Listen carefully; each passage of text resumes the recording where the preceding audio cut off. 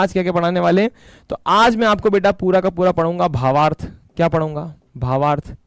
Line by line पढ़ाएंगे अपन। क्या पढ़ाएंगे? लाइन बाय लाइन भावार्थ पढ़ाएंगे तुमको। इसके बाद सेकेंड चीज में मैं आपको पढ़ूंगा सप्रसंग व्याख्या। देखो सप्रसंग व्याख्या अपन साथ साथ ही पढ़ा देंगे। सप्रसंग व्याख्या जो होती है, सप्रसंग व्याख्या जो आपको आती है वो भावार्थ के साथ में पढ़ा देंगे, क्योंकि व्याख्या का मतलब भी भावार्थ है, तो सप्रसंग व्याख्या आपकी हो जाएगी। ठीक है, साथ साथ आपके क्वेश्चन आंसर कंप्लीट हो जाएंगे, आज आपके एमसीक्यूज हो जाएंगे पूरे के पूरे कंप्लीट, और साथ में आपका जाएगा कवि परिचय। क्या जाएगा? कवि परिचय। अच्छा, अब ध्यान रखना कि हर एक चैप्टर में यही अपनी पूरी की पूरी रूपरेखा रहेगी, ये स्ट्रेटेजी रहेगी। मतलब आपको इसी चैप्टर में, मतलब इसी लेक्चर में, चैप्टर में क्या, आपको इसी लेक्चर में मैं सप्रसंग व्याख्या भी साथ साथ पढ़ा देंगे। मतलब हर एक पद्यांश की सप्रसंग व्याख्या पढ़ा देंगे। और क्या बोलो, नंबर कट जाते सप्रसंग व्याख्या में। मैं बताऊंगा ना कैसे लिखना है, मैं बताऊंगा ना कैसे लिखना है, उसके बाद नहीं कटेंगे। ठीक है, उसमें आपको सिर्फ एक ही चीज याद करनी पड़ेगी, उसके अलावा तो मैं आपको सब कुछ बता दूंगा। देखो एमसीक्यूज आएंगे, बिल्कुल आएंगे बेटा, बिल्कुल आएंगे, सब कुछ आएगा। आज की क्लास में आपको सब कुछ मिलेगा, बस तुम लोग बेहतरीन तरीके से माहौल बना के रखो, बस टेंशन मत लो। अब समझो, इसमें एक और चीज मैं तुमको बता रहा था, तुमको क्या क्या याद करना है आज से ही कर लो, क्योंकि पहले बच्चे बहुत ये गलती करते हैं, तुम ना करो गलती। सबसे पहली चीज मैं आपको बोलता हूं कि एक चीज आज से ध्यान रख लो, आपके जितने भी पाठ हैं, आपके हिंदी में जितने भी पाठ हैं, जैसे अपने बात करें हम आरोह भाग 2 की, आरोह भाग 2 की अगर मैं बात करूं तो वो 2 भाग में बटी हुई है। एक तो गद्य खंड में बटी हुई है और एक पद्य खंड में बटी हुई है। पद्य या फिर मैं बोलूं काव्य खंड में बटी हुई है। ठीक है, काव्य खंड में बटी हुई है।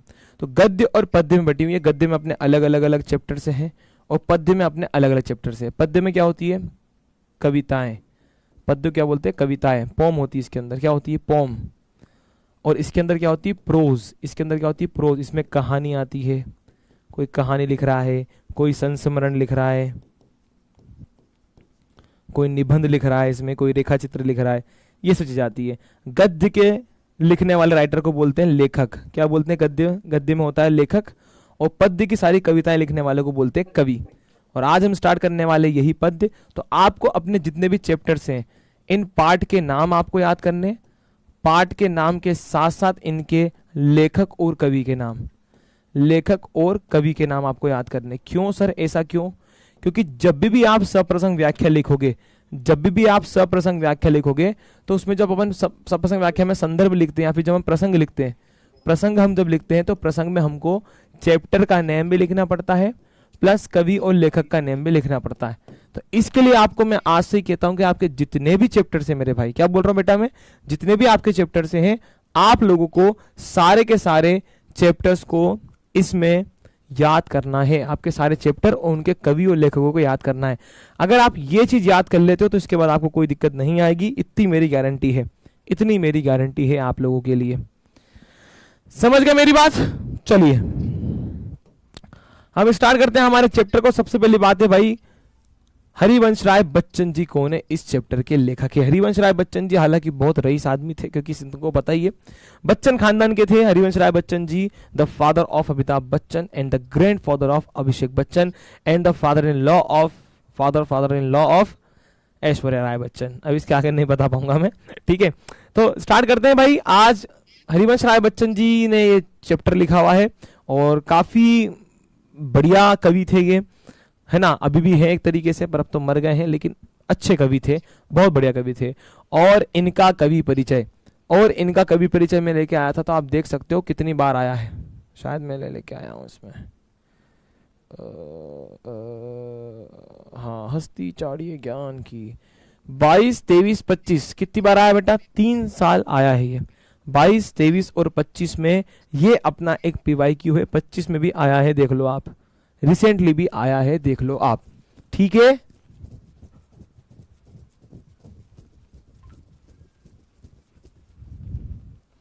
बाईस के बाद 23 में आया, 25 के बाद 26 में आने के पूरे पूरे चांस है, इसके सलंग भी आ सकता है। ठीक है, तो 3 बार अपना ये आ चुका है, 3 बार अपना PYQs बन चुका है।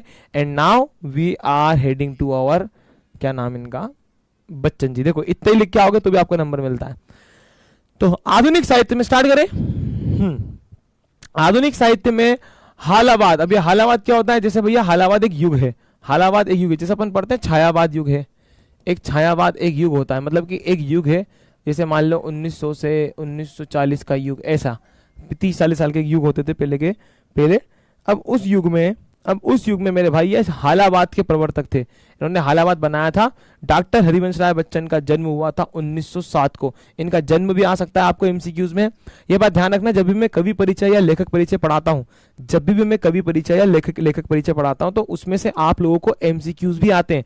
ये क्वेश्चन एक बड़ा क्वेश्चन तो बनेगा ही बनेगा, साथ में आप लोगों के आता है एमसीक्यूज भी इसमें से पूछे जाते हैं। ठीक है मेरे बेटा, चलिए तो इसमें इलाहाबाद में हुआ है, इनके कहाँ पे हुआ बेटा? इलाहाबाद में। यही पूछ लेते कहाँ पे हुआ, जन्म स्थान ध्यान रखना, दोनों जन्म कब हुआ और स्थान भी।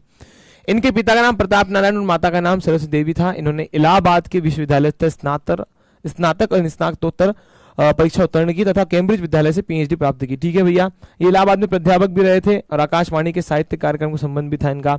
ये हिंदी के विशेषज्ञ रहे थे विदेश मंत्रालय में। 1966 में राज्यसभा के लिए राष्ट्रपति द्वारा नामित हुए थे ये। इसी वर्ष को इन्होंने कौन सा बेटा? सोवियत भूमि नेहरू पुरस्कार मिला था। ये ध्यान रखना कि सोवियत भूमि नेहरू पुरस्कार किसको मिला, सम्मान ध्यान रखना है। ठीक है, सन 1959 में उन्होंने 2 चट्टानों पर साहित्य अकादमी पुरस्कार मिला। साथ साथ 1976 में इन्हें पद्म भूषण मिला। ये लिख के जरूर आना बेटा, जन्म, मृत्यु, रचना और पुरस्कार सम्मान, ये तो लिख के ही आना पड़ता है। और 1992 में इनको सरस्वती पुरस्कार से सम्मानित किया गया। जनवरी 2003 में इनका निधन हो चुका था। हरिवंश राय बच्चन का कृतित्व अति महत्वपूर्ण माना जाता है। इनकी रचनाओं की बात करें तो देखो बेटा, एक बच्ची थी बेटा मधु। कौन थी बेटा? एक थी मधु। मधु का क्यूब, कैसे ध्यान रखोगे? मधु का क्यूब। हरिवंश राय बच्चन की 3 रचनाओं को एक ही झटके में समझेंगे। मधु बेटा हरिवंश राय बच्ची की कौन थी बेटा? इन्होंने गोद ली थी, बेटी थी इनकी, है ना, गोद ली थी। अब मधु को पहले, मधु कैसी थी बेटा? बाला बाला बाला बाला बाला बाला बाला बाला मतलब क्या? मधु पहले थी बाला, मतलब मधु पहले थी छोटी सी उम्र बालिका थी। फिर मधु जब बड़ी हो गई तो उसको भेज दिया बेटा शाला। कहाँ भेज दिया बेटा? शाला में। शाला यानी कि स्कूल में भेज दिया। मधु पहले छोटी थी तो बाला थी, बाला से क्या हो गई बेटा? शाला में पहुंचा दिया मधु को। और देखो ट्रिक सिखा रहा हूं 1 सेकंड में, इधर देख ले राजू बप्पू बेरू मक्खी मच्छर, इधर देख लो खटमलो सारे, इधर देखो क्या लिखा है। मधु पहले बाला थी, बच्ची थी, मधु को भेजा फिर शाला में, स्कूल में। इसके बाद मधु स्कूल में पढ़ी नहीं बेटा, इसका दिमाग नहीं था मधु को पढ़ने के लिए, तो मधु के हाथ में थमा दिया कलश। कलश का मतलब क्या है? इसकी कर दी बेटा शादी। क्या कर दी इसकी बेटा? शादी। तो हरिवंश राय बच्चन की ट्रिक आपको 1 सेकंड में याद हो जाएगी। अब इसके आगे मधु मधु लगा दो, मधु बाला, मधु शाला, मधु कलश। 3 रचनाएं आपको यहां पर याद हो गई मेरे बेटा। क्या याद हो गई? 3 रचनाएं याद हो गई, मधुबाला, मधुशाला, मधु कलश। है कहीं ऐसा? आया मजा? मधु पहले थी बालिका बाला, फिर मधु गई शाला यानी कि स्कूल में, फिर मधु के स्कूल में पढ़ी नहीं तो कलश थमा दिया यानी कि उसके हाथ में शादी कर दी, कलश दे दिया। बताओ कैसी लगी ट्रिक बेटा? एक ही बार में 3 चीज याद करवा दी, हाँ कि ना। पन्ने घट पे नाचे नाचे नाचे मधुबाला। ठीक है मेरे वाला? ठीक है बालक बालिका, तुम्हें समझ में ये चीज? तो यहां अपन ने 3 चीज तुमको 2 मिनट में समझा दी। क्लियर? आ गए मजे? कभी नहीं भूलोगे जीवन में। 3 तो तुम लिख के आ जाओगे। ठीक है, एक और इंपॉर्टेंट इनकी निशा निमंत्रण, क्योंकि अभी वाला जो चैप्टर है आत्म परिचय चैप्टर, निशा निमंत्रण का काव्य संग्रह है। क्या है बेटा? काव्य संग्रह है इनका निशा निमंत्रण। जो निशा निमंत्रण है वो उससे अपना जो आत्म परिचय वाला चैप्टर है, आत्म परिचय एक गीत निशा निमंत्रण से लिया गया है, इसको ध्यान रखना। आकुल अंतर, एकांत, सतरंगी यान रखना, ये भी क्या भूलू क्या याद करूं, नीड़ का निर्माण, बसरे से दूर, नए पुराने जरूरतें, टूटी फूटी कड़ियां, ये भी इनका एक काव्य संग्रह है ना। अब ध्यान रखना, बच्चन जी के समस्त वाड्मय, मतलब कि इनकी जो पूरी की पूरी कहानी है कहां पर? बच्चन ग्रंथावली में इनकी रचनाओं को 10 खंडों में प्रकाशित किया गया है। ये भी ध्यान रखना, इनकी बच्चन ग्रंथावली खुद की बनी हुई है, उसमें इसको लगा रखा है। क्लियर? चलिए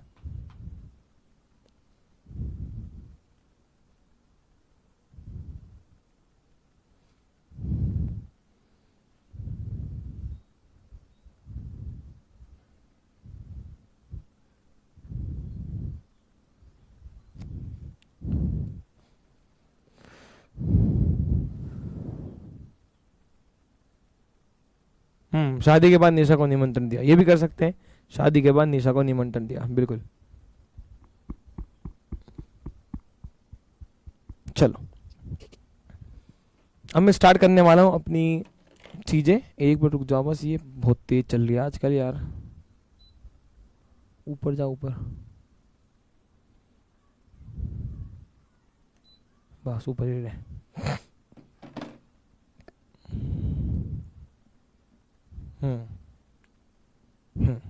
ठीक है, आ जाओ। हमारा चैप्टर चालू होता है। चैप्टर चालू होने के पहले मैं कर रहा हूँ आपकी पूरी की पूरी कमेंट बंद। अब देखो भाई, चैप्टर आपका चालू होने वाला है, कमेंट में आपकी ऑफ कर रहा हूँ। यहाँ चैप्टर चालू होता है आत्म परिचय। 2 कविता है, एक आत्म परिचय है, एक गीत है। तो अपन आत्म परिचय सबसे पहले पढ़ रहे हैं। जितना हो सके यहीं पे ध्यान देना, जितना हो सके इन चीज से अच्छा हिंदी को समझने का ट्राई करना, कि ये चीज तुमको प्रैक्टिस में आएगी तब जाके आप सीख पाओगे, है ना। प्रैक्टिस में लगोगे तब जाके सीख पाओगे। तो तुम लोगों को सबसे पहले इस चीज को समझना है। ये मैं तुमको समझाऊंगा बढ़िया तरीके से, यहाँ शब्दार्थ भी लिखे हुए हैं, हर एक चीज लिखी हुई है, अच्छी तरीके से समझाऊंगा, बस तुम लोगों को ध्यान देना है। क्या लिखा है भाई यहाँ पर? हरिवंश राय बच्चन अपने जीवन की कहानी बता रहे हैं। क्या बता रहे हैं यहाँ पे? हरिवंश राय बच्चन जी अपने जीवन की कहानी बता रहे हैं मेरे बेटा, कि मेरा जीवन कैसा है। क्या बोल रहे हैं? कि मेरा जीवन कैसा है, कि मैं जीवन में इतना ज्यादा जग जीवन का भार लिए फिरता हूँ, है ना, लेकिन फिर भी मतलब मेरे जीवन में बहुत सारा भार है, टेंशन है, सबकी बातें लेके फिरता हूँ, लेकिन फिर भी मैं सबको प्यार लिए फिरता हूँ, फिर भी मैं सबको प्यार बांटता हूँ, फिर भी मैं सबसे प्यार से बात करता हूँ, ठीक है। लेकिन इनके जीवन में ऐसी एक महिला मित्र आ गई थी। बस अब इसके बाद आगे बताऊंगा, समझो। क्या लिखा? मैं जग जीवन का भार लिए फिरता हूँ। हरिवंश राय बच्चन जी कह रहे हैं कि मैं पूरे जग और जीवन का, जग जीवन मतलब कि मैं इस जिंदगी का भार लिए फिरता हूँ। दिख रहा है इनके बेटा, देखो कंधों पे कितना भार है। फिर भी जीवन में प्यार लिए फिरता हूँ, कि मैं फिर भी जीवन में मेरे लोगों से, अपने लोगों से प्यार लिए फिरता हूँ। कर दिया किसी ने झंकत जिनको छूकर, की भाई साहब अगर मान लो मेरे दिल में, देखो यहाँ लिखा है ना, ये मेरे दिल में किसी ने अगर छू के उसको झंकत कर दिया। झंकत का मतलब क्या होता है? उसको झंझना कर बजा दिया, कि दिल में घंटी बजी। क्या बजी? दिल में घंटी बजी, टिंग टांग। मैं सांसों के 2 तार लिए फिरता हूं। क्या लिए फिरते हैं भाई? तारों की 2 सांसों के तार, मतलब कि जिस प्रकार से वीणा के तार बजाते उस प्रकार से मैं वीणा के तार लिए फिरता हूं। कि किसी ने अगर मान लो सिर्फ वीणा है, गिटार है, जिसको मान लो उसको छू के टंग कर दे तो क्या होता है? झंझनाती है। वीणा की तार जो होती है, गिटार ले लो तो उसको आपने अगर स्प्रिंग को यूं करा तो टिंग ऐसी करती है ना। तो बोले कि मैं क्या करता हूं भाई, मैं सांसों के 2 तार लिए फिरता हूं, कि मेरे इन सांसों के तार को अगर किसी ने मान लो छू दिया, कि इनकी एक महिला मित्र थी जिनको देखकर इनके साथ क्या बज गया बेटा? इनके दिल में घंटी बज गई, टिडिंग। क्या हो गई? वो मेरे दिल के तार बजे बार बार, इनके दिल के तार बज गए टिडिंग करके, है ना। अगर मान लो किसी ने मुझे ऐसा छूकर झंकत कर दिया, मेरे को मतलब कि टिडिंग टिडिंग कर दिया, तो मैं सांसों के ऐसे 2 तार लिए फिरता हूं। मतलब मेरा दिल बहुत ज्यादा कमजोर है इस चीज में। मैं इसने सूरा का पान करता हूं। इसने मतलब प्यार भरी, सूरा मतलब क्या होती है? शराब। कि मैं प्यार की शराब का पान किए फिरता हूं। देखो मतलब ये लिखा है ना, देखो इनके हाथ में ये, इसने सूरा मतलब प्रेम रूपी शराब। क्या बोल रहे हैं? मैं प्रेम रूपी शराब पीता हूं। मतलब समझ लो एक तरीके से ये थोड़े प्यार मोहब्बत वाले भी आदमी हैं। मैं कभी ना जग का ध्यान किया करता हूं, जग पूछ रहा हूं उनको जो जग की गाते, मैं अपने मन का गान किए फिरता हूं।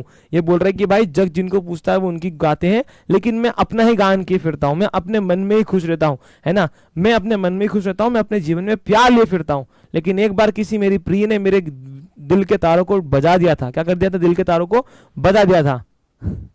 ऐसे ही मैं सांसों के 2 तार लिए फिरता हूं। हिंदी पढ़ेंगे तब समझ में आएगा।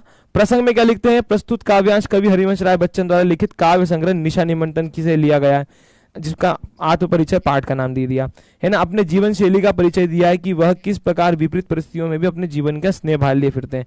हिंदी पढ़ेंगे, व्याख्या ही समझना अपने को अच्छे से। कवि कहता है कि मैं इस सांसारिक जीवन का भार अपने ऊपर लिए फिरता हूं, मैं जग जीवन का भार लिए फिरता हूं। किसी प्रिय ने मेरे हृदय की कोमल भावनाओं को स्पर्श करके हृदय रूपी वीणों के तारों से झंकत कर दिया है। मतलब मेरे दिल के तार बजा दिए। किसी प्रिय ने, बोल रहे ना कि इनकी महिला मित्र थी बेटा, जिन्होंने इनके अंदर बुलबुले बुलबुले बुलबुले आ गए, ठीक है। इस तरह मैं अपनी सांसों के 2 तार लिए हुए जग जीवन में फिरता रहता हूँ। सांसों के तार मतलब कि भाई मैं मेरे वही वीणा के तार जैसे लेके घूमते फिरता हूँ, ठीक है। कई बच्चन कहते हैं कि मैं प्रेम रूपी शराब को पीकर मस्त रहता हूँ। इस मस्ती में इस बात का विचार कभी नहीं करता हूँ कि लोग मेरे संबंध में क्या कहते हैं, है ना। कि मैं प्रेम रूपी शराब पीने के बाद सोचता ही नहीं हूँ कि भाई मतलब मैं प्रेम में जीता हूँ। मैं सोचता नहीं कि लोगों मेरे बारे में क्या कहते हैं, कुछ भी कहे भले मेरे बारे में, ठीक है। फिर बोल रहे मैं इस बात की चिंता नहीं करता, यह संसार तो उन्हें पूछता है, अर्थात प्रशंसा करता है जो उनके कहने पर चलते हैं। कि संसारी लोग तो ऐसे ही हैं कि उनकी तारीफ करते हैं जो उनके कहने पर चलेंगे, बाकी मैं किसी का वो करता ही नहीं, मैं अपनी मस्ती में मगन रहता हूँ, है ना। किंतु मैं अपने मन की भावना के अनुसार गाता हूँ, कभी अब मैं अपने ही मन मनोभाव की अभिव्यक्ता देता रहता हूँ। देखो ये आपको समझ में आ गया, ठीक है। यहाँ बोल रहे हैं भाई सिर्फ इतनी सी बात है कि यहाँ बोल रहे हैं कि मैं जगजीवन का भार भी लिए फिरता हूँ, फिर भी लोगों में प्यार लिए फिरता हूँ, है ना। एक बार इनकी प्रिय ने किसी प्यार कर रहे थे किसी से, उसने इनको क्या कर दिया था मेरे बेटा, झंकत कर दिया, इनके दिल के तार बजा दिया। तब से भैया आदमी थोड़े विचलित होकर घूमते फिरते हैं, ठीक है। अब विशेष में क्या लिखना पड़ता है, विशेष में तुमको सीध बताता हूं। देखो विशेष में क्या होता है, जो पहला पॉइंट होता है वो पहला पॉइंट इस भावार्थ से रिलेटेड, पहला पॉइंट इस भावार्थ से या व्याख्या से रिलेटेड बनता है। इस व्याख्या में से आपको 2 लाइन लिखनी है कि जिसमें पूरी की पूरी व्याख्या कंप्लीट हो जाए। तो पहला पार्ट देखो ये लिखा है, जिसमें कवि ने अपने सुख दुख व प्रेम के दायित्व का भार स्वयं उठा के चलने की बात कही है। दूसरे में क्या लिखते हैं, इसकी बोली कैसी है, बोली खड़ी है, हिंदी का प्रयोग है, रूपक और अनुप्रास अलंकार इसमें है। ये आपको थोड़ा याद करना पड़ेगा, ठीक है, विशेष तो आपको याद करना पड़ेगा। चलो अब बोलते हैं मैं निज उर के उद्गार लिए फिरता हूं। उर का मतलब ध्यान रखो हर जगह आएगा, उर मतलब होता है हृदय, कि मैं अपने ही हृदय के उद्गार, मतलब उद्गार का मतलब क्या होता है, एक तरीके से अपने हृदय के भाव, मैं अपने हृदय के भाव लिए फिरता हूं। मैं निज उर के उपहार लिए फिरता हूं, कि मैं अपने दिल को ही तसल्ली देता हूं, मैं अपने दिल में ही क्या करता हूं भाई, उपहार लिए फिरता हूं, मैं अपने दिल के ही उपहार लिए फिरता हूं, अपने दिल को ही तसल्ली देते रहता हूं। यह अपूर्ण संसार ना मुझको भाता, मैं स्वप्नों का संसार लिए फिरता हूं। ये आदमी क्या है भाई, एक तरीके से ये कहते हैं कि मैं अपने हृदय में नए नए भाव रखता हूं, मैं अपने हृदय द्वारा दिए गए उपहारों को, सुख दुख को, उपहार मतलब क्या थे यहाँ पर, उपहार का मतलब है सुख दुख, कि मैं अपने ही सुख दुख को लिए फिरता हूं, मैं अपने ही सुख दुख को लिए फिरता हूं।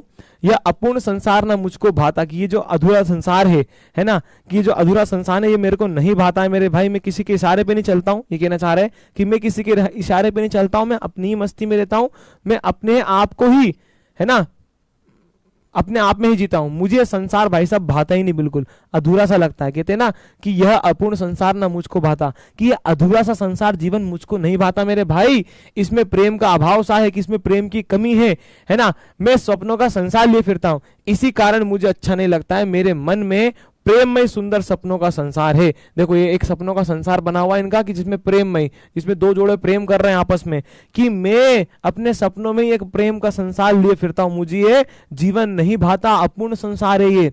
और क्या बोल रहे हैं, और उसी को लेकर मैं आगे बढ़ता हूं, अर्थात मैं अपनी भावनाओं के अनुसार प्रेममय संसार की रचना करता रहता हूं, कि मैं अपनी भावनाओं के अनुसार, मैं अपने ही मन की, कहते ना, अपनी धुन में रहता हूं, मैं भी तेरे जैसा हूं, कि अपनी ही धुन में रहता है, अपनी ही धुन में रहता है। क्या करता है, स्नेह सुरा का पान करता है।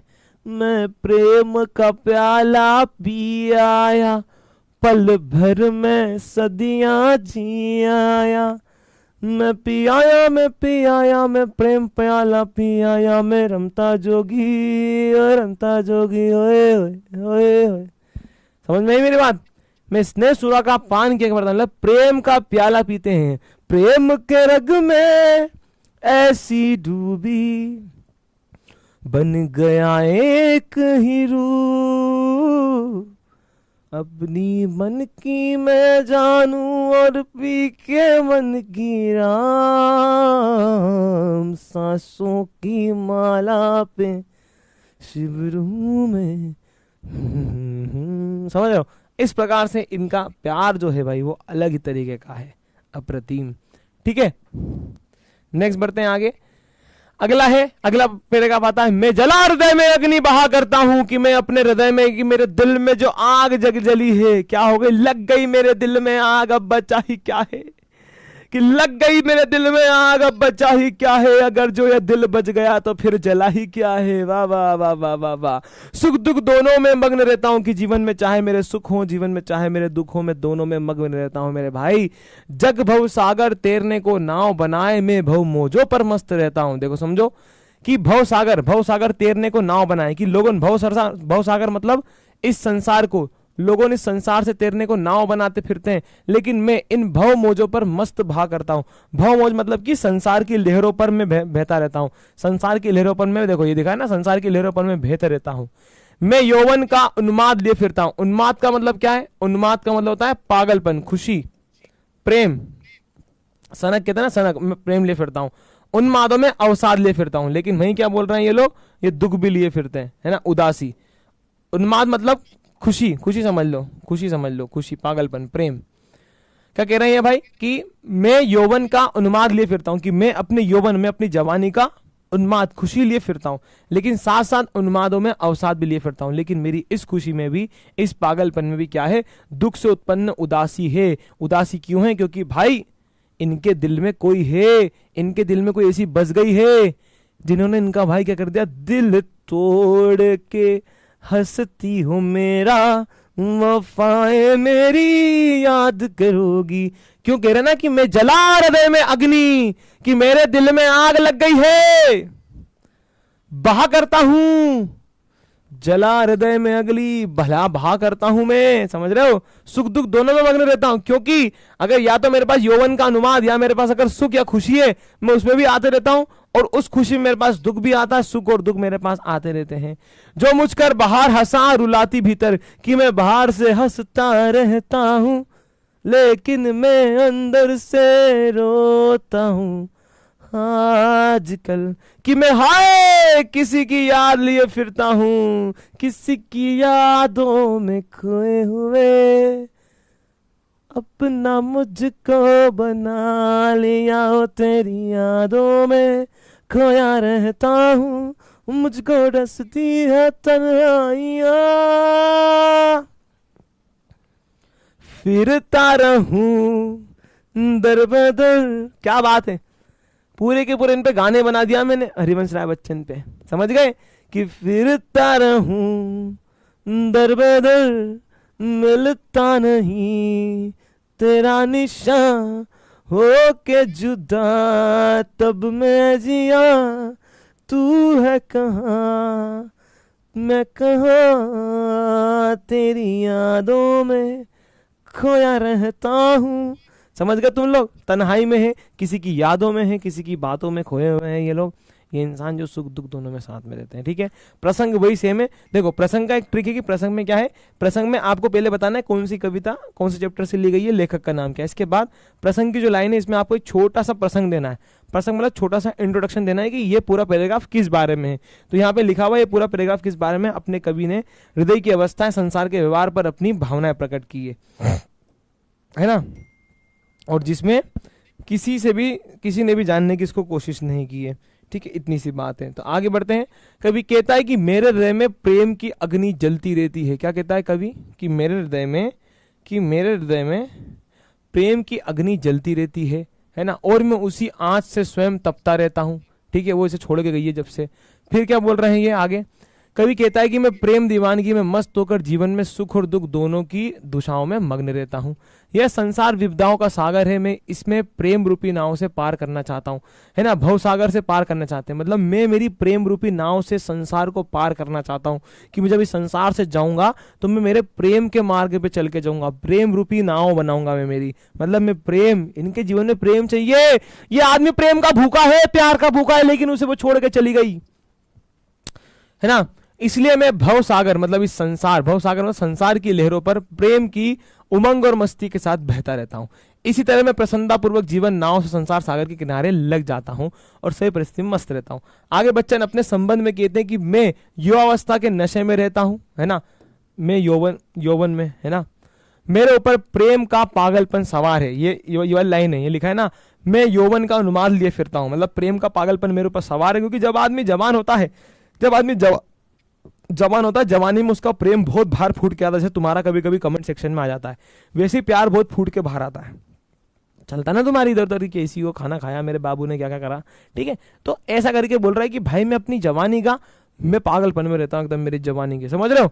लेकिन कभी कभी इस दीवानगी में मुझे कदम कदम पर निराशा भी मिलती है। देखो समझे तुम, मैंने बोला था ना कि यौवन का उन्माद और उन्माद में अवसाद।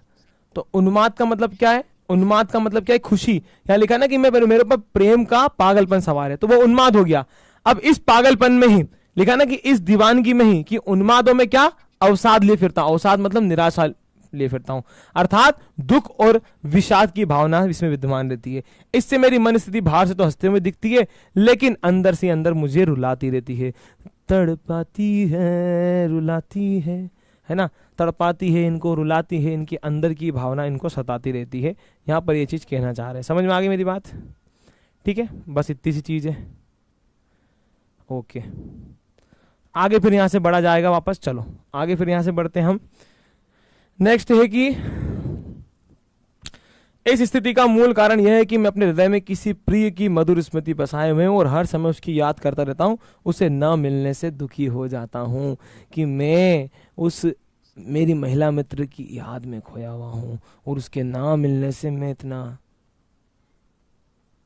दूर हो गया हूँ, इतना तड़पता रहता हूँ कि हाय मैं तुम्हें क्या बताऊँ। ठीक है, वही कवि ने अपने हृदय को दुख तथा संसार के मूड व्यक्तियों को विचित्र दशा बताया है। अनुप्रास अलंकार है, तत्सम शब्दावली है, तत्सम प्रधान खड़ी बोली इसमें भी है।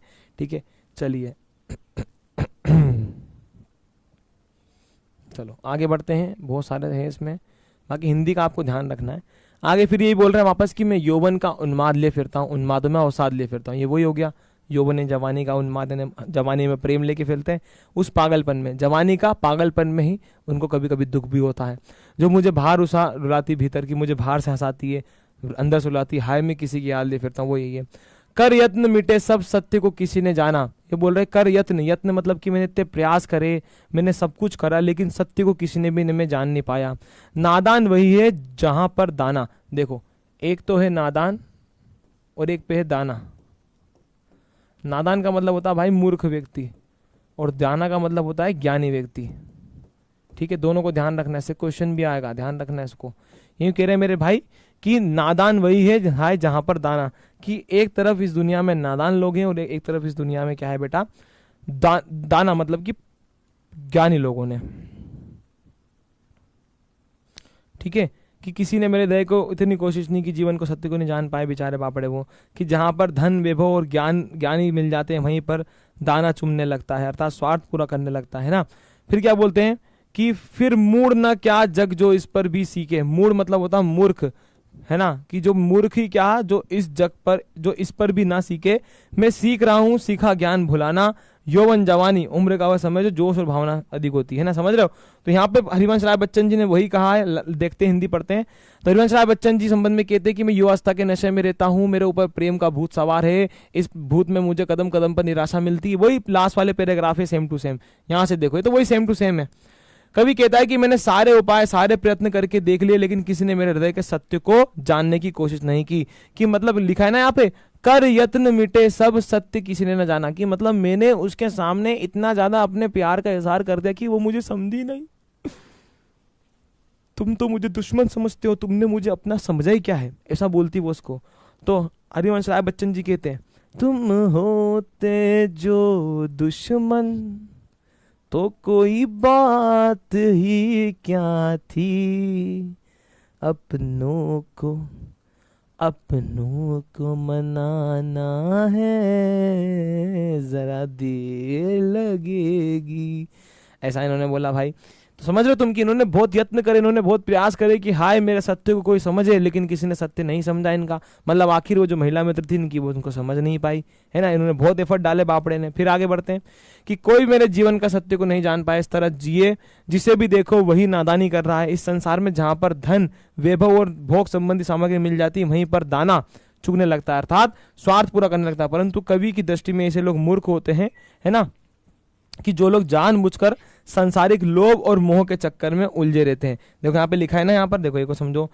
फिर मूड न क्या जग, मूड मतलब कि मूर्ख लोगों ने वो, जो इस पर भी सीखे, कि मतलब जो आदमी क्या करने का, लोभ और मोह माया के चक्कर में, लालच के चक्कर में अपना सब कुछ त्याग देते हैं, उलझे रहते हैं। मैं संसार की नासमझों को समझ गया हूं, इसलिए मैं सांसारिकता का पाठ सीख रहा हूं और सीखे हुए ज्ञान को अर्थात पुरानी बातों को भूलकर अपने मन के अनुसार सीख रहा हूं। ठीक है, विशेष में यहाँ बोला है कवि ने अपने हृदय के सुख और दुख को बताया है। कोमल कांत शब्दावली तत्सम भाषा का प्रयोग है। देखो थोड़ा बड़ा चैप्टर है, मानता हूं मैं, लेकिन इस चैप्टर का तुमको प्रॉपर रिवीजन करना पड़ेगा। एक बार में ये समझ में नहीं आएगा, रिवीजन करना पड़ेगा। बाकी इतना तुमको समझ में आ ही रहा है।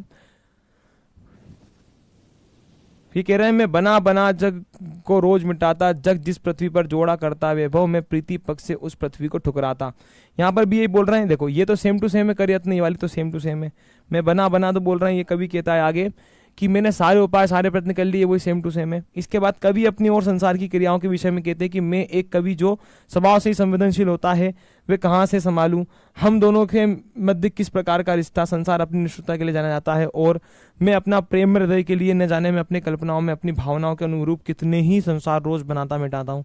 मेरा संसार से कोई नाता संबंध नहीं है, मेरा तो इस संसार के साथ टकराव अलगाव चलता रहता है। बोल रहे हैं कि यहाँ पे क्या होता है कि मेरा जिस जगरी से पृथ्वी को जोड़ा करता वैभव में प्रीति पर उसको ठुकराता, कि मेरा पृथ्वी से संसार से कोई भी मेरा संबंध नहीं है। मैं रोज नए संसार की अर्थात नए आदर्श की रचना करता हूँ, उसे पूरी तरह से संतुष्ट न होने पर उसे मिटाने का प्रयास करता हूँ। यह संसार जिस धन समृद्धि को एकत्र करने में लगा रहता है, मैं उसे ठुकरा देता हूँ। यानी कि मैं संसार को ठुकरा कर सत्य और प्रेम के पथ पर चलना चाहता हूँ। ये कहते हैं कि मुझे संसार से कोई मतलब नहीं है, मेरा कोई नाता या संबंध नहीं है संसार से, मैं सिर्फ और सिर्फ सत्य और प्रेम के मार्ग पर चलता हूँ। That's it, that's enough. समझे मेरी बात? आगे कवि ने यहाँ पर क्या बोला है, स्वयं के अर्थात कवि जीवन की सांसारिकता से अलग बताया है। जग जिस पर पृथ्वी पर जोड़ा करता है, इसमें विशेषण है ना, पुनरुक्ति प्रकाश अलंकार है। अब भाई वाली यह लाइन समझना, ये इंपॉर्टेंट लाइन है। एक मिनट रुक जाओ बस, ये वाली लाइन समझना तुम लोग, इंपॉर्टेंट है ये लाइन।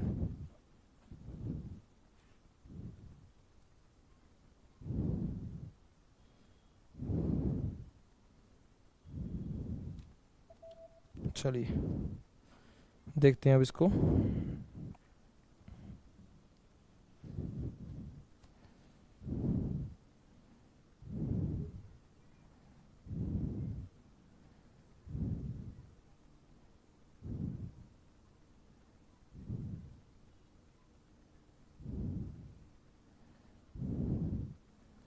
चलो भाई स्टार्ट करते हैं। तो इस चीज को क्या लिखा है, ये वाला जो इंपॉर्टेंट है, देखो ये समझना मेरी बात, ये अपना विरोधाभास अलंकार है। क्या है? विरोधाभास। ये विरोधाभास अलंकार का एक एग्जाम्पल है, ये विरोधाभास अलंकार का एक एग्जाम्पल है। समझेंगे कैसे एग्जाम्पल है? देखो यहां लिखा है, मैं निज रोदन में राग लिए फिरता हूं। निज मतलब अपने, कि मैं अपने ही रोने में राग लिए फिरता हूं, कि मैं अपने रोने में, कि मैं रोता हूं तो उसमें राग यानी गीत लिए फिरता हूं, है ना। शीतल वाणी में आग लिए फिरता हूं, कि मैं अपनी जो वाणी है, मैं कहना तो बहुत कुछ चाहता हूं लेकिन मैं बोलता ठंडा हूं, लेकिन मेरे अंदर जो आग जल रही है मैं वैसी आग लिए फिरता हूं। विरोधाभास अलंकार में पढ़ाया था मैंने ये।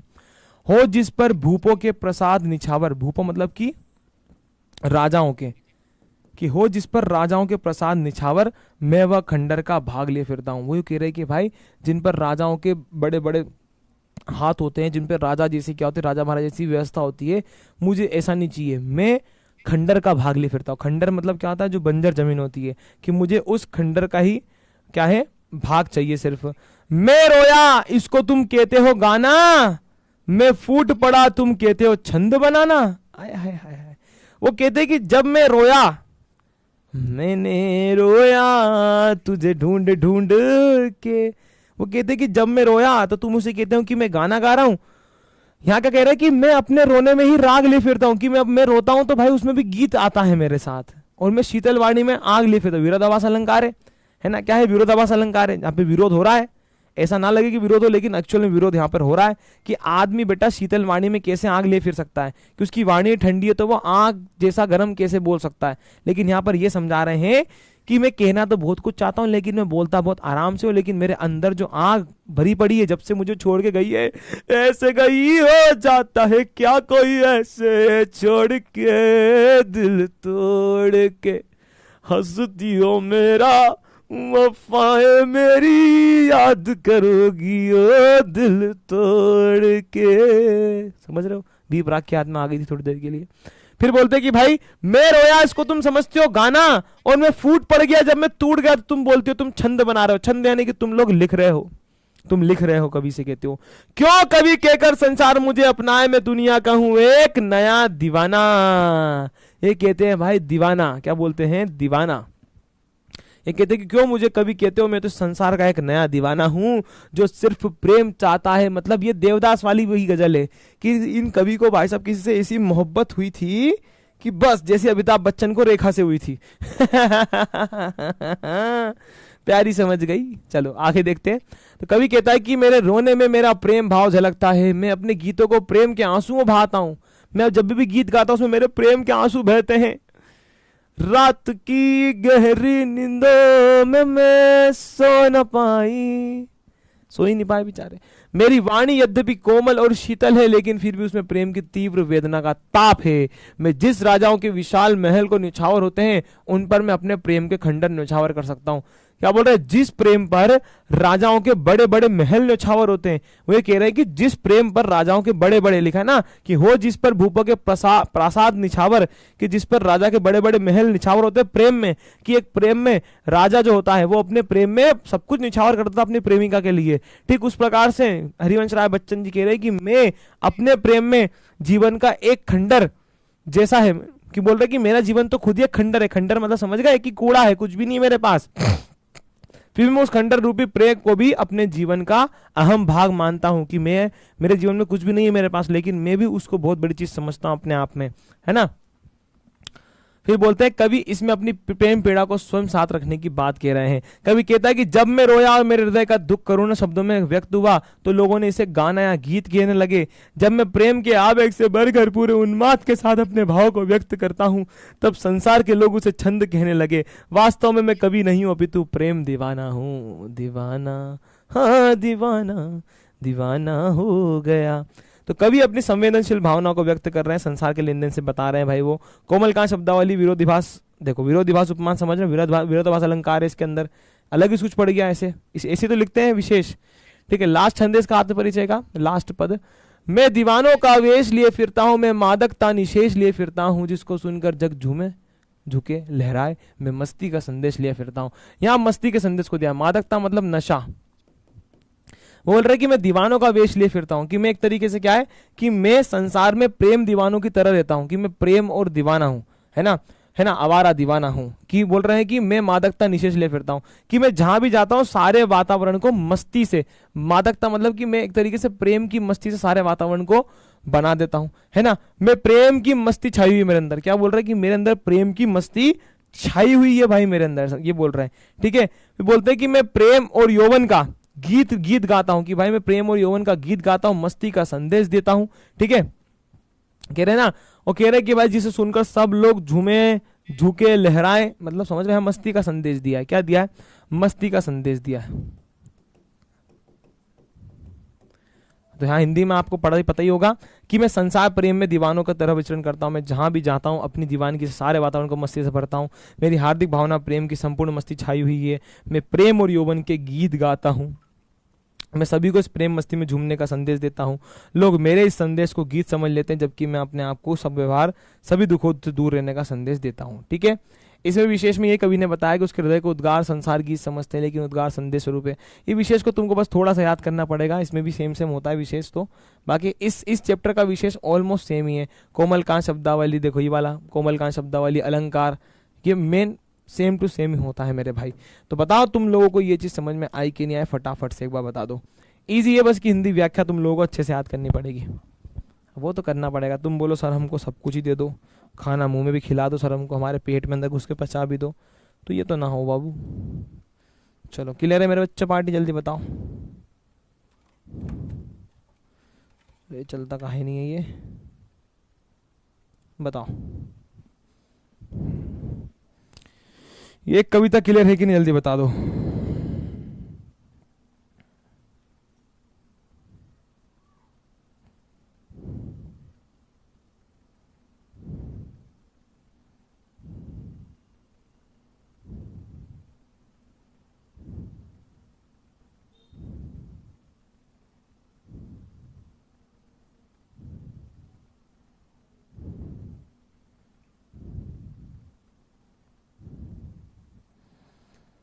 बताओ भाई बताओ, क्लियर?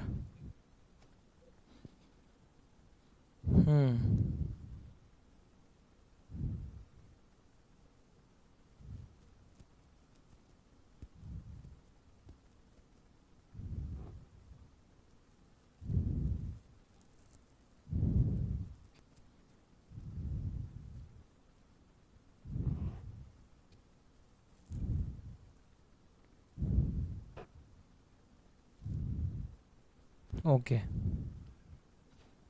रिवाइज होगी सर, स्कूल में पढ़ाई थी, क्या बात है, बहुत बढ़िया। रुला दिया आपने। चलिए, वेरी नाइस, मजा आया आप लोगों को।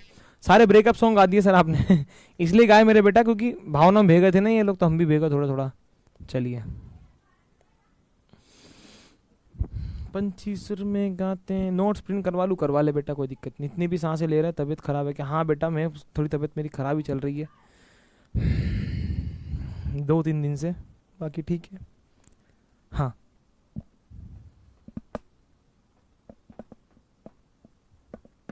पद्यखंड ज़्यादा टफ होता है, लेकिन भाई ऐसे पढ़ो तुम लोग, मैं तुमको यहाँ पे समझा देता हूँ, देखो सारी की सारी चीज़। अब ये चीज़ तो तुम बुक में से ही पढ़ सकते हो, लेकिन भाई मैं तुम लोगों को यहाँ पे समझा देता हूँ इस चीज़ को। थोड़ा थोड़ा जो कीवर्ड्स होते हैं उससे तुम लोगों को पता रहता है कि हाँ, मेरे को याद हो गया है। ठीक है सर, आपकी प्रेम कहानी बताओ। आतंकवादियों की प्रेम कहानी नहीं होती लाडले। चलो, मैं एक तुमको करवाता हूँ इसमें, क्या मैं तुमको करवाता हूँ पोल। तुम एक पोल का आंसर, जब तक मैं पानी की बोतल लेके आता हूँ नीचे से, ठीक है? तुम एक पोल का आंसर दो। ओ, ओ, ओ, ओ, ओ, ओ, ओ, इस पोल का आंसर दो फटाफट से, जब तक मैं पानी की बोतल लेकर के आता हूँ, ठीक है? नीचे रखी हुई है यार, कोई है ही नहीं लाने वाला। ठीक है भाई, मस्ती मत करना, कोई भी, तुम्हें छोड़ के जा रहा हूँ मैं एक। ठीक है, चलो बताओ इसका आंसर। बच्चन का काव्य दर्शन है, कौन सा है?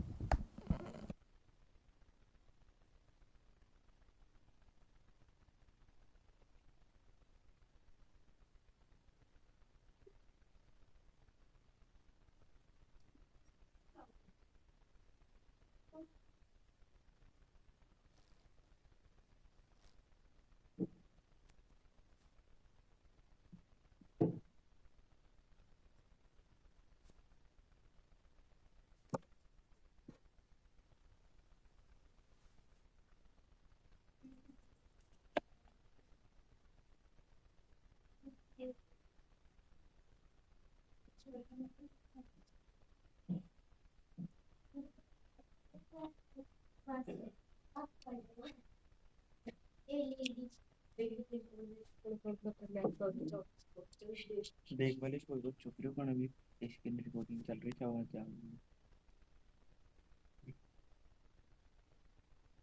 देख लो कटता है पूरी ना होगी तेरा बोल। हाँ मेरे भी पकड़ रखना दाम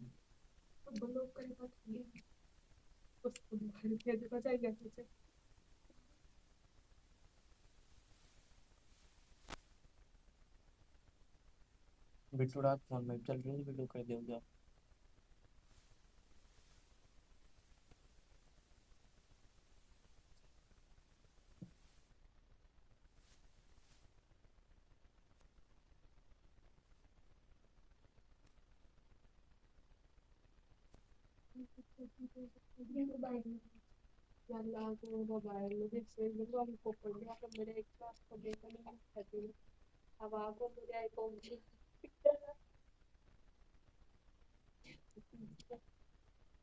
पढ़ाई को जान काय का मोटर नहीं समझा जो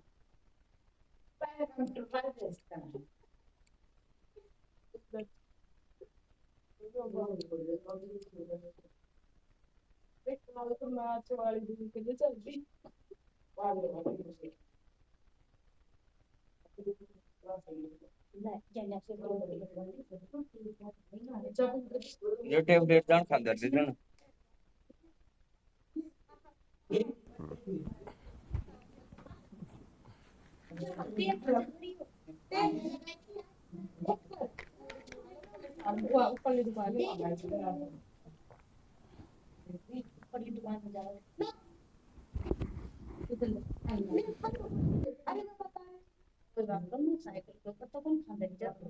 चाबी है मेरे पास, चाबी है तो चाबी चाहिए तो चाबी स्टार्ट हो गया।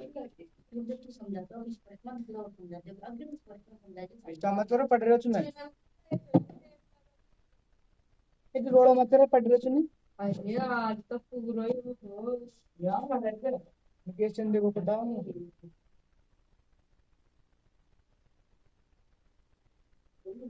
क्या पढ़े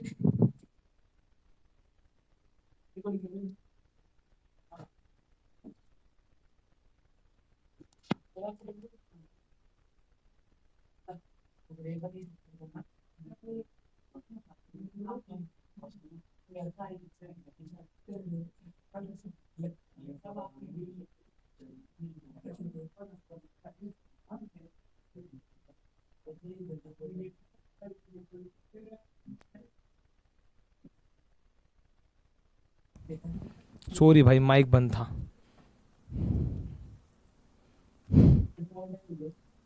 माइक बंद था, माइक बंद था। हेलो हेलो हेलो, अभी आवाज आ रही है।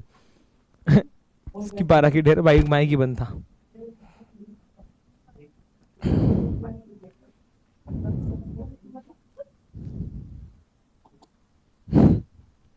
अभी आ रही, ठीक है, अभी आ रही है।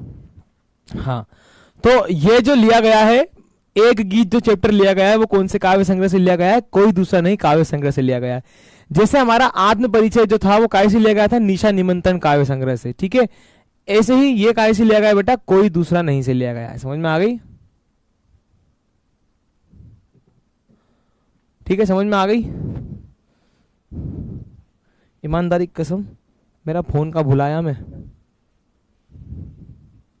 मेरा फोन पता नहीं कहाँ भुलाया, नीचे भूल गया। चलिए, तबीयत खराब है क्या आपकी? हाँ बेटा, तबीयत मेरी थोड़ी खराब है, फीवर जैसा फील हो रहा है, लेकिन मैं तो भी तुमको पढ़ा रहा हूँ क्योंकि मैं नहीं चाहता कि तुम्हारी छुट्टी करूँ। मैं एक दिन तो आते हो बापड़े वन, उसमें भी छुट्टी कर दूँ। चलो ओके, इतना सब लिखेंगे कैसे? अरे तुम लोग मत लिखो, बस इसको प्रिंट करवा लेना, सिर्फ क्वेश्चन आंसर लिख लो। ओके, ये तो तुम्हारी पुस्मी बुक में भी है। अब ये कैसे लिया गया है? कोई दूसरा नहीं से लिया गया है। समझ गए? डाउट देख लूँ क्या हो गया डाइट में? डाउट में क्या हो गया पहले तो ये बताओ तुम यार। लाइन बाय लाइन एक्सप्लेनेशन तो बेटा लाइन बाय लाइन तो पढ़ाया तेरे को, और कहाँ से पढ़ाऊँ? ये अभी लाइन बाय लाइन तो पढ़ा रहा हूँ मैं तुमको। ये लाइन पढ़ाता हूँ, उसके बाद तुम देखो, सुनो मेरी बात सुनो, ये तुम तरीका नहीं समझ पा रहे हो मेरा। तुम लोगों को सप्रसंग व्याख्या भी याद करनी पड़ेगी, तो मैं तुम लोगों को सप्रसंग व्याख्या के साथ साथ इसका एक्सप्लेनेशन भी करवा रहा हूं। समझ रहे हो? तुमको ऐसा लग रहा है कि सर आप शब्दार्थ प्रसंग सब लेके आओ, बेटा मैं चाहूं तो सिर्फ इतना इतना भी लेके आ सकता हूं। समझो मेरी बात। अब मैं चाहूं तो सिर्फ इतना इतना लाके तुमको समझा के छोड़ सकता हूं, लेकिन आप लोगों को सप्रसंग व्याख्या भी आती है मेरे बेटा, 4 नंबर की सप्रसंग व्याख्या भी आती है। वहां पर जाके तुम्हारे नंबर कटते हैं। यहां वो लिखने का तरीका ही बता रहा हूं मैं तुमको, किस प्रकार से लिखना है। समझ रहा मेरी बात मेरे प्यारे बच्चे? अगर मान लो मैं नहीं लेके आऊं, मैं तो सीधा सीधा तुम लोगों को समरी बता देता हूं। मैं एनसीईआरटी कुछ भी नहीं पढ़ूंगा। मैं चाहता ना, मैं आत्म परिचय की सिर्फ तुमको मैं सिर्फ आत्म परिचय की समरी बताता कि बेटा देखो आत्म परिचय में कभी ने ये बोला है, ये बोला, बात खत्म। लेकिन आपके जो डीप क्वेश्चन बनते हैं वो इस पद्यांश में से बनते हैं, इस भावार्थ में से बनते हैं। इसलिए मैं ये चीज समझा रहा हूं तुम लोगों को। समझे मेरी बात? ऐसा नहीं है कि मैं ये सब ला के देता हूं, सर ये तो हम बुक में पढ़ लेंगे, मुझे पता है कि तुम बुक में पढ़ लोगे, लेकिन ये आपके लिए सारी की सारी प्रसंग इंपॉर्टेंट है। ये सारी संदर्भ प्रसंग आपको आती है एग्जाम में। अगर तू नहीं मान रहा तो देख बेटा, ले तेरे को बता देता हूं। तू नहीं मान रहा तेरे को बता देता हूं कि ये अपनी पिछले साल इसी पिछले के पिछले साल शायद, हाँ ये 2024 में आई थी सप्रसंग व्याख्या। अब क्या करेगा तू? वहां जाके मुंह फाड़ेगा? क्या करेगा बता? कि ये आ गई भाई आपकी पूरी की पूरी, क्या आ गई ये पूरी की पूरी आपकी प्रसंग व्याख्या आ गई। इसको क्या करोगे तुम लोग, जब तुमने ये प्रसंग पढ़ा ही नहीं है कि इसमें प्रसंग में क्या लिखना है? तुमको ये भी नहीं पता, भुट्टा भुट्टा नहीं पता तुमको कि व्याख्या में क्या लिखना है, तुम्हें ये नहीं पता कि विशेष में क्या लिखना है, तो तुम्हारे दाई जी लगेगा बेटा जो 4 नंबर यूं करके देके जाएगा तुमको? नहीं देके जाएंगे। समझ रहे हो मेरी बात? इसके लिए तुम लोगों को ये चीज पढ़नी पड़ेगी। मैं ये क्यों पढ़ा रहा हूं, मैं नोट्स में क्यों दे रहा हूं कि तुम लोग भाई इसको पढ़ना पड़ेगा, इसको याद करना पड़ेगा। अब इसमें से तुम बताओ, तुम में से 90% बच्चे तो ऐसे होंगे, मुझे इतना भरोसा तुम लोगों पर कि तुम्हें व्याख्या सिर्फ इसको देख के लिख सकते हो, इसको सिर्फ देख के व्याख्या लिख सकते हो। चलो 10 लाइन की नहीं, कम से कम 5 लाइन की व्याख्या तुम इसको देख के लिख सकते हो, हाँ या ना? तो ये होता है समझने के बाद। ये विजुअल्स लेके आता हूं बेटा मैं तुम लोगों के लिए, इसलिए लेके आता हूं ताकि तुम लोग उसको विजुअल्स देख के तुम रिपीट रिमाइंड कर सको, अच्छे से अपने दिमाग में फिक्स कर सको। और ये एक महाशय बोल रहे हैं कि सर उससे मत पढ़ाओ, लाइन बाय लाइन पढ़ाओ। तो ये तुम्हारे काका जी पढ़ा रहे लाइन बाय लाइन, ये लाइन बाय लाइन ही तो पढ़ा रही हूं। अगर मैं चाहूं तो बेटा तुमको सीधा बोल दूं, देख बेटा, सीधा कैसे बोलूं, देख बेटा ये प्रसंग लिखा है, यहां से ये पढ़ ले, व्याख्या लिखी है, विशेष पढ़ ले, ये लिखा है, प्रसंग पढ़ ले, व्याख्या लिखी, विशेष पढ़ ले, प्रसंग लिखा है, विशेष पढ़ ले, व्याख्या लिखी, विशेष पढ़ ले। ये हो गया भाई साहब खत्म लेक्चर। ये व्याख्या पढ़ ले, क्वेश्चन आंसर दे दिए मैंने, ये हो गया, थैंक यू हो गया मेरे भाई, चलो बाय बाय हो गया मेरे भाई। क्या हो गया? बाय बाय हो गया। यहां से सब कुछ पढ़ लो तुम लोग, और ये बाय बाय हो गया। लिखा हुआ ऐसे पढ़ाया जाता है। ये हो गया, थैंक यू।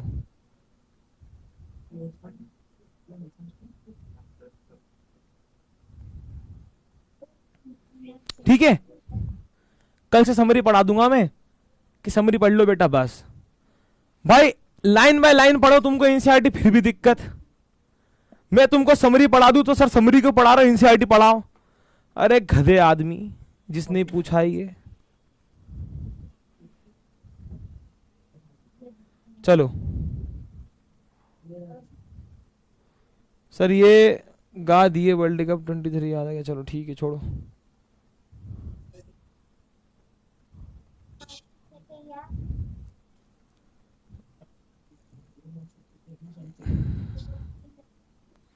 तुमसे ज्यादा बेटा मैंने 12th क्लास को पढ़ा रखा हूं, तुमसे ज्यादा मैं 12th क्लास को पढ़ा रखा हूं, ठीक है, समझ में आई तुमको मेरी बात?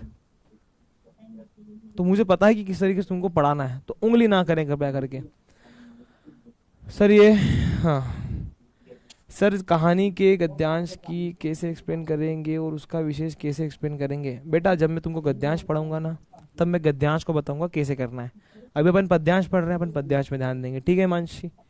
चलो, रेखा कौन है सर और अभी की सखी? अरे नहीं रेखा यार, अमिताभ बच्चन की प्यार था बेटा वो। इसमें सिर्फ 5 पार्ट है, मैं लाइन बाय लाइन समझाओ थोड़ा डीपली, ऐसे तो समझ नहीं आ रहा बेटा। और कितना डीपली समझो मैं तुमको यार, ये लाइन बाय लाइन तो समझाया जा रहा है तुम लोगों को। चलो चलो आगे बढ़ते हैं। सर पहले गद्य वाला पार्ट स्टार्ट करो, अब मैं जो पढ़ूंगा उस हिसाब से पढ़ो, ठीक है?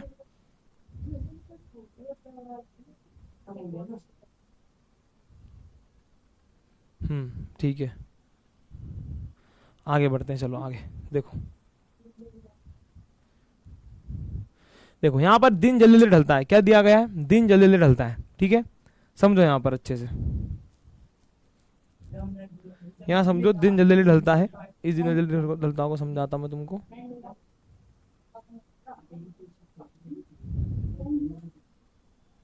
चलो सर, एक गीत काव्य संग्रह कोई दूसरा नहीं इसलिए गया है क्योंकि आत्मकथा जो है निशा निमंत्रण से लिया गया है। हाँ, आत्म परिचय लिया गया है, इससे कोई दूसरा से लिया गया है।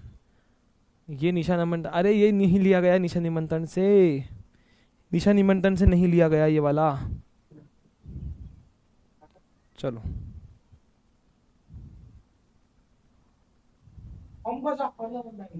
आ जाएंगे बेटा 95 बिल्कुल आ जाएंगे। चलो सर, अगर विशेष में 3-4 पॉइंट लिखेंगे पर ज्यादा बताना हो, नहीं सिर्फ 3 पॉइंट लिख दो विशेष में, मिनिमम 3 पॉइंट। हालावाद एक युग का नाम है, एक युग था हालावाद जिसमें इन्होंने पूरी की रचना लिखी। जैसे जयशंकर प्रसाद है वो छायावाद युग के सम्राट कहलाते हैं, वैसे एक हालावाद युग था उसके सम्राट कहलाते हैं, ठीक है? ओके आगे बढ़े। तो यहां पढ़ते हैं, दिन जल्दी जल्दी ढलता है, हो ना जाए पथ में रात कहीं, मंजिल भी तो है दूर नहीं, यह सोच थका, दिन का पंथी भी जल्दी जल्दी चलता है, दिन जल्दी जल्दी ढलता है। अब यहाँ पर एक इंसान है जो बेसिकली क्या कर रहा है भाई, अपने काम से लौट करके अपने घर पे जा रहा है, और यहाँ पे दिन के ढलने की बात चल रही है कि दिन अब ढल चुका है, ढल गया दिन। तो ये बोल रहे हैं कि हो ना जाए पथ में रात कहीं। एक तरीके से एक इंसान है जो अपनी जॉब, अपने काम से छूटकर अपने घर को जा रहा है और दिन वहां पर ढल रहा है, पूरे दिन वो काम किया है। अब वो सोचता है कि मेरे इस रास्ते में कहीं रात ना हो जाए, मेरे घर तक पहुंचते पहुंचते। यूं बोलता है कि मंजिल भी तो अब दूर नहीं, है ना? कि एक तरीके से दिन के ढलने के साथ साथ जो पंथी मतलब जो राहगीर है, जो उस पर चल रहा है, जो इंसान चल रहा है, राहगीर जो है वो भी अपने मन में सोचता है कि भाई कहीं रात ना हो जाए, ठीक है? वो सोचता है कि अपने कहीं रात ना हो जाए, उसकी व्याकुलता होती है, उसको घर लौटने की जल्दी होती है ना? कि दिन ढलना और घर लौटने में।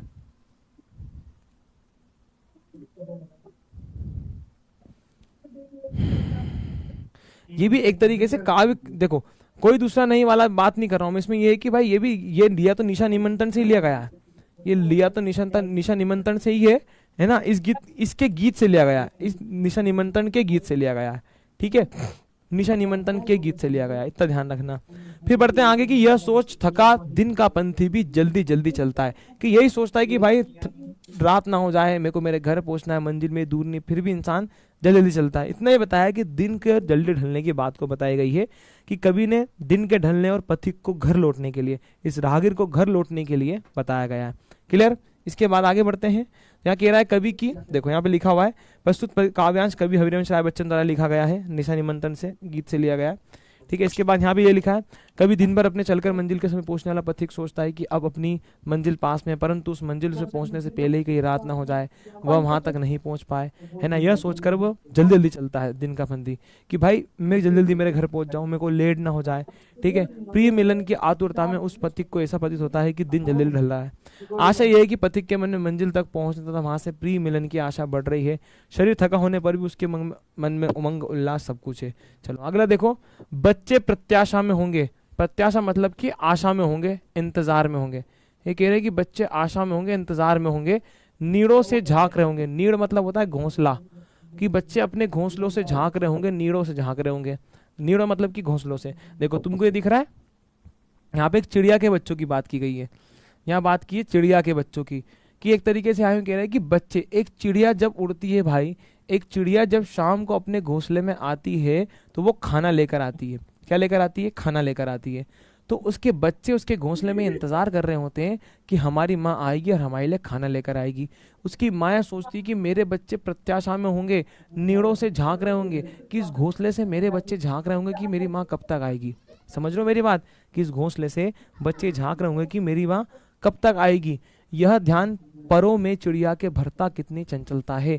और बस जब चिड़िया सोचती कि मेरे बच्चे नीड़ों से या घोंसलों से झांक रहे होंगे, नीड़ों को बोलते हैं घोंसलों से, कि मेरे बच्चे जब नीड़ों या घोंसलों से झांक रहे होंगे, तो यह ध्यान आकर चिड़िया बहुत तेज तेज उड़ने लगती है और दिन जल्दी जल्दी ढलता है। और दिन देखो यहाँ पर तुमको दिख रहा है, जल्दी जल्दी दिन ढलता है। ठीक है, समझ में आ गई मेरी बात। इसके बाद यहाँ पर आपका व्याख्या लिखी हुई है, तुम खुद पढ़ लेना है व्याख्या। ये व्याख्या तुमको ही पढ़नी पड़ेगी, क्योंकि तुम फिर बोलोगे सर आप ये पढ़ा रहे हो। मैं तुमको लाइन बाय लाइन समझा दिया, ये व्याख्या तुम ही पढ़ना है।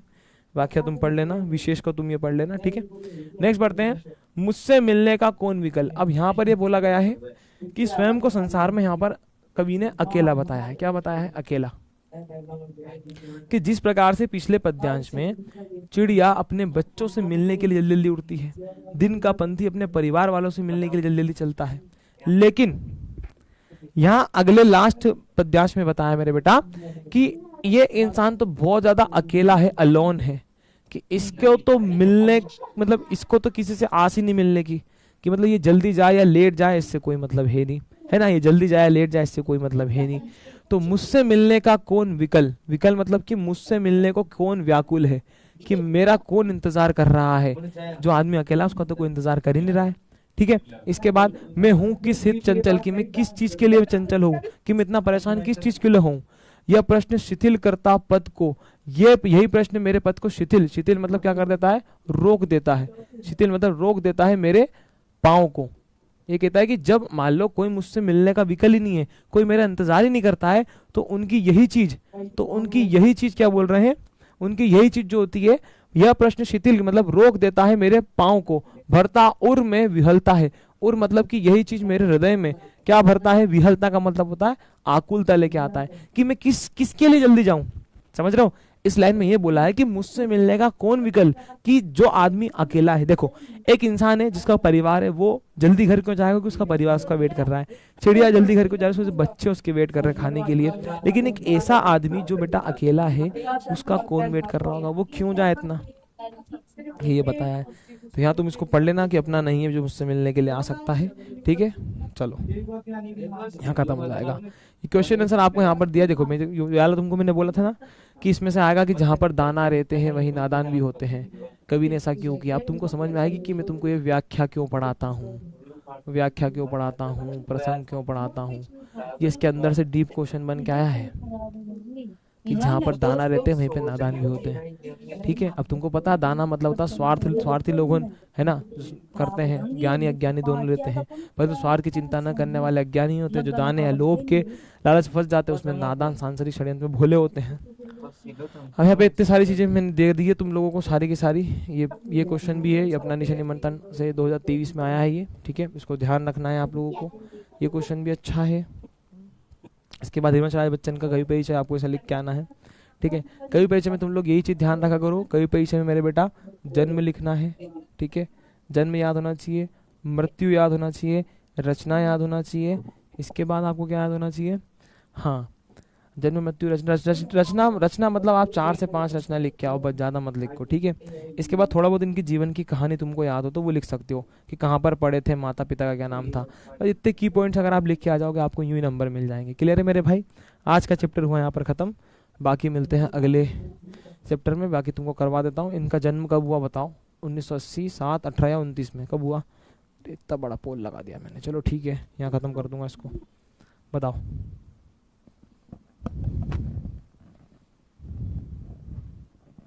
सर आप अपने हिसाब से पढ़ाया करो, बहुत अच्छा पढ़ाते हो।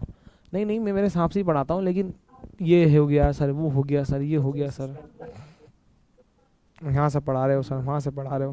बेटा किताब तो एक ही है, एनसीईआरटी तो एक ही है, कहाँ से लो मैं बता। एनसीईआरटी तो एक ही है, मैं कहीं से भी पढ़ाऊँ।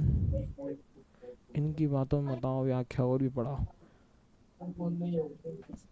तुम लोग पहली बार क्लास 12 में आओ, लेकिन मैं पहली बार क्लास 12 को नहीं पढ़ा रहा हूँ, ये बात ध्यान रखना, ठीक है। तुम लोग पहली बार क्लास 12 में आए हो, जो भी कह रहे हैं बच्चे।